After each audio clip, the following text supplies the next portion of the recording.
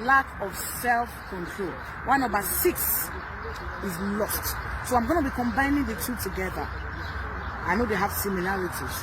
One, lack of self-control. Some men, there is this, they're not wrong. You know, it's a dustbin. It's a dog that eats in the cage. They eat anywhere. Anything they see, foul. Cuckoo, cuckoo, cuckoo, cuckoo, cuckoo. They peck and they pick anything that they see. Some men are just like that. They don't have self-control. They don't have fear of the Lord. They don't have self-esteem. They don't have integrity. No, nothing. They just, anywhere they see that, that's what they will peck. Anything that they see that is open, they jump into it. Anything, lack of self-control. You know, sometimes, let's leave the sexual immorality aside now. You know, sometimes when it comes to being outside, you know what ladies like? Ladies like men, even if they are talkative. But with their friends, they are quiet. Ladies, they like to boast with such men. Like my husband. In the public, he doesn't talk. Oh, they know he talk. But they'll tell you, oh, my husband, he does not talk, he will not talk. They like it. You are in the midst of women. Your man, pam, pam, pam, pam, pam, pam, pam, pam, pam. You can't even control yourself. In the midst of women, beloved, you end up losing your dignity. She will look at you like, what is this? You'll be so ashamed. I have a sister who will be like, this man, look at even this man that said he wants to marry me. But you see, even in the public, he will talk. He does not even keep to himself as a man and keep to himself, you know, have this integrity. The women should crave to hear from you. Neighbors should crave to hear from you. Like, they want to hear your voice. When they hear your voice, it's like a goad. No, but they are done with you. They are tired of you because when it's coming, they will like, this talkative, it's coming again. What good woman, decent woman wants to marry a talkative? Calm down, self-control. In a public place, calm down. I know even applies to women too, but you know, women, we always know them. We already know them for loud mouthers. They talk too much. But at least not for the men now. We already know women for gossips. We are trying to bridle them. But not for the men now. Men, try to hold yourself. Hold yourself in the public. Hold yourself in their places. Don't be too, especially in the midst of women. When you are in your own, in the midst of your friends, do your things. Play your play, talk your talk, gist your gist. That's not the woman's business. A woman should be quiet with you. But when you are in the midst of the women now with our people, no. Take it easy. Control yourself. Self-control is a fruit of the spirit. Why some people, we also talk about this hot-temperedness. You know, they cannot control themselves, they cannot control their anger, they cannot control their mouth, they cannot control everything. They just want to explode. They just want to burst. They're disgracing the woman everywhere. If somebody offended you in a feast, in a party, wherever you go, before you know, you're already fighting in a public place. Your wife is there, for crying out loud. Or rather, the woman you want to marry, your fiancé, she's there. What kind of report do you expect of her? Maybe she's a believer, and she expects you to be a believer. Because you could not control yourself, maybe it's not even your fault. It was someone that offended you. But because you could not control yourself, you bursted into feast, you began to feast with the people you are fighting. The woman will be like, what is this? If you can do this in the public, what about me? I'm a goner. She wants to take to her head. She wants to go. She wants to be like, no, I'm afraid. He's just disgraced me. Maybe a church members are there. You know, some men, they go to the essence of fighting in the church. In the church, the holy church of God. They fight there. Because they could not cut down their anger. They could not suppress their anger. They could not suppress themselves. They want to tell you, I'm a man. You don't insult me. You don't talk to me like that. I will not take it from you. You are doing something. You are forgetting about the people around you. You are forgetting about the woman there. It's not entirely about you. But the lady, how will she feel? She will feel so ashamed of herself. We also have a lot of people today, they will say they are ministers. They want to marry a woman. And then the woman you want to marry, you are disgracing her. Probably you are going out to meet other women. They are hearing bad report about you. What do you expect of the woman? Listen to me. Even if you have already gone as far as what do they call it? As far as making introduction on her head. The Bible said, except for the case of fornication. So if you go out and fornicate, she has a very much right to leave you. A broken courtship is better than a broken marriage. You know, when she's married, she cannot. But don't pretend to. Because when she's married, she cannot leave you. So you keep on your bad character. And then when you are married, you begin to open up. You are disgracing yourself. I'm not the woman. Even if she cannot leave you, you are always spoiling your own name. She might be ashamed, but that will not take her away from heaven. But you see yourself, you will miss it here, and you will miss it in heaven. So beloved, let's learn to work on ourselves. Work on yourself. No self-control. It's a very powerful fruit of the Spirit for ministers, for believers, for everybody. If you must be a man of integrity, they say, hell, mighty man of valor. The Lord called Gideon, he said, mighty man of valor. Why did he call him mighty man of valor? He said because he was fighting up and down, or because he was talking up and down. No, because something was burning in him. He has a burning desire, but he couldn't speak out. He was on his own. He was pondering on it on his own. That was why the Lord called him, thou mighty man of valor. He said, go in this thy might. It was the Lord that gave him go ahead. He did not just push me because his press will just no. And what are we talking about again? Lost. We already emphasized it on the last one. Lost. You lost after everything that you see. Ah, my woman is black. This woman is fair. Look at her boss. Look at the bum. I want to touch this. You know, that will also bring about, fine, one thing you lost, and second thing, you could not even control yourself. You end up falling for prey. Don't forget, there are daughters of end time everywhere. I said before, I'm saying it again. There are girls everywhere. We have few women, and wives are rare.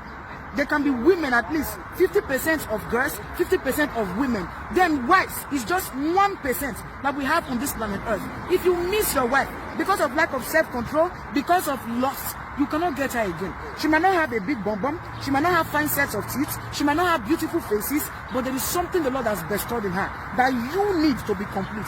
You might be rich, you might be eloquent in speaking, you might be this, you might be that, but there is a seed in her that she will bring out that those girls out there, they cannot give to you. There is a seed in her. There is something she's pregnant of that she will give birth to. She will deliver, that will expand you, that will explode you, that the Lord will use to save another generation. You never can tell. We talk about the man that made mistake and married the wrong wife, and the woman he was supposed to marry that they say is not good is a mother of a great minister of God today. So you see, there is a seed in every woman. Whether you like it or not, anyone that follows the Lord, she has a seed. She's pregnant of something to deliver. You might not see that thing because you are looking at her with your carnal eyes. But if you allow the Lord, follow the will of the Lord, follow the leading of the Lord, someday she will give birth to that seed, and you will rejoice evermore for following her and not following after your loss. We pray the Lord help us in Jesus' name. Number 7, we have wrong counsel or wrong associates. You know, there is this adage that says, show me your friend and I will tell you who you are. And men are really very fond of friends. They are very fond of friends. My friend said, my friends, when they have sat down in their beer parlor, those that drink, when they have sat down in their house, they have visited those that smoke, they are smoking, nothing they don't talk about. Nobody they cannot castigate. Nobody they cannot damn talk. Nothing negative that they cannot say. You know, friends can be very deceptive. Your friends, when they have already seen a light that you have seen, they know that thing is a light. They know that person is a person that will better your life. They will spoil it for you. Whether you believe me or not. Some friends, not all of them, I say wrong associates. If you are associating with the wrong person, they will never give you a wrong counsel that will better your life. They will never tell you to forge ahead with something that will be good for you. In short, they don't mind. They will tell you, hey, you see this woman that you meet, don't look at her and say she's like that. Oh, women can be very deceptive. Women are pretenders. You have to show her your ugly side. You have to show her that you are a man. They will pump you and pump you and pump you. You will begin to misbehave. Some people, they begin to act animalistic. Why? Because of the counsel they get from friends. Because of the wrong associates, the wrong people they are associating with. Well, another thing again that can affect men too was experience. You know, some people, some men, out of experience, they have gathered from here, gathered from their father, gathered from here, they begin to use it on a woman. Because they say that person, what a woman did to my brother, it was a woman that killed my brother. They will begin to use that character. Whenever they see any woman, no matter how good you are, they believe that all ladies are the same. This one is a bad one. And the friends will not join, will not add to it, will not pump the fire. Or probably sometimes, some families, we are not trying. You know, even if you don't like that woman, but if the Spirit of the Lord has not spoken to you, don't spoil it. Don't spoil it. You may not like the clan where she comes from. You may not like the region where she comes from. You may not like the nation where she comes from. You may not like the country, the city, the state, the house, the family. You may not like it, but you are not the one that have the final say. The Lord uses the foolishness of this world to confirm the wise. So who are you, oh man, that judges another? The book of Romans chapter 14. Who are you that judges another? Accepts everybody, even in their weakness. Family, let's learn. Welcome everybody. Welcome them. If they are not good, pray. Take it, you as a mother. Your son is bringing a woman that you think this person is not good. What do? Take it to the Lord in prayer. Say, Father, this woman, she will not stay. She will go. Take it to the Lord in prayer. If it is not truly the Lord's will, the Lord will cause it to dissolve. But if it is the Lord's will, the Lord will speak to you. So long as you are seeking His face, the Lord will speak to you and will tell you that, no, this is my will. Allow it to play. You know, the Lord will, in one way or the other, will make sure that His will for that relationship play. But let's not use our flesh. So family, we are so good at that one. We will do anything. We'll go and pay the woman money. I will give it to somebody, leave my son alone. We'll go and carry war, carry fight and take it to that family. It will do nothing. Sometimes we'll go to enemies. We'll even kill our children to make sure they don't marry. No. You have not done well at all. Who lose? Is it the woman? Even if she has bought 7 for the man and you kill your son, she'll go and marry someone else. Okay? She will go and marry someone else. All women get married. Women of 60s, they get married. Women of 50s, they get married. Women of 40s, they get married. So don't bother yourself. You are the one that lose. If you out of your abundance of hatred, your abundance of anger, your abundance of envy that you have for somebody, you take it and give them bad counsel, they end up missing their right woman, and they end up carrying trouble from outside because, oh, at that name, oh, this is the one that is beautiful. Bring this one from the village, she has good character, and then you bring Jezebel into your son's house that is dealing with your son, that is dealing with your brother, that is dealing with your friend mercilessly. Who has to lose? Not the lady actually, because the Lord sees that she is innocent. The Lord will bless her, so the Lord will answer her prayer. But you see, your own son will be in wreck forever. Same apply to the women part. It also happened too. Family this, family that would have married. There are some people today, they are crying. Bitterly they are crying. They are regretting. See, there was this girl. They can't get that girl off their head. They cannot get that girl off their talk anytime. See, there was this girl that I met. My family, they did not allow me. My friends, they gave me wrong advice. I was so cruel to her. They will continue to regret all their life. Why? They have missed their priceless jewel. So, beloved, be careful. When you see somebody, first of all, seek the Lord counsel. Whose counsel shall we seek? That of the Lord. Seek the Lord counsel. If the Lord has given you go ahead, nobody has the right to tell you don't do this or don't do that. But you don't have to outsmart your family. Take them to the Lord in prayer too, for the Lord to touch their mind. So pray the Lord help us all in Jesus' name. Especially parents. Take the parents to the Lord. They are the ones that matter. Take them to the Lord and try to make peace with everyone. But be careful of counsel. The Bible says, blessed is he that worketh not in the counsel of the ungodly. Number 8, the last one, is limitation. We all understand spiritual problem. It's a spiritual problem that it could make people to miss their luck, like dragging them back. It drags you back. It drags you back. As a man, you cannot achieve anything. As a man, some people, they can be limited in one area of life. No marriage, or no good marriage, or no children, or nothing.